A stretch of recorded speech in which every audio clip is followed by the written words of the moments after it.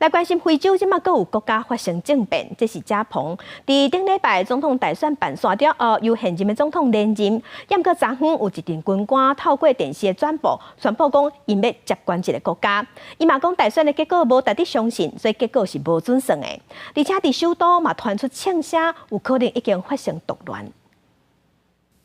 avons décidé de défendre la paix en mettant fin au régime en place.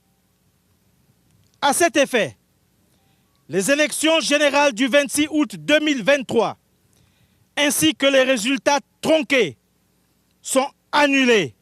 中非国家加蓬举行总统大选，就伫国家选举机构宣布讲，现任的总统阿里蓬哥以64.27%的得票率，赢会当做第三个任期了后，有12个公示代表体系过渡和恢复委员会的军人，30出现伫国营电视台，谴责这摆大选无够透明，嘛无法度胜任，讲国家面对严重的政经和社会危机，因决定结束政权，解散政府和国会。伫政变的消息发布的时阵，加蓬首都主市嘛传出枪声。事实上，这摆大选是充满争议。第拜六投票迄天，一个投票所开放的时间是1点。政府以管制假消息和暴力为理由，甲网络切断，佮宣布答案实施宵禁，佮下令部分外国媒体停止放送，互对此乌萨质疑有误想。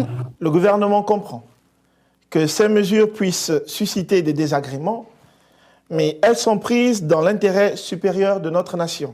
加蓬是产食侪石油和可可啊，但是国家本身是真产食，互军方推翻的阿里蓬哥掌权14冬，伊的家族阁已经执政超过半世纪，有56冬。反对派即嘛是积极在求改革。伫政变的消息传出来进前，乌萨的阵营是讲乌萨的得票是赢的，呼吁蓬哥用卖老货的方式交出政权。对非洲各一个国家传出政变，即嘛伫西班牙开会，欧盟国防和外交部长虽表达关心。Look, the whole area.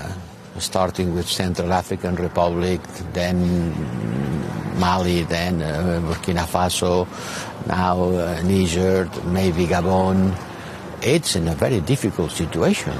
欧盟首席外交部长讲，欧盟会讨论安怎调整非洲政策来稳定当地的情势。另外，加蓬军方发动政变了后，已经恢复当地的网络，后壁情势安怎发展引起关注。公司新闻张慧云编译。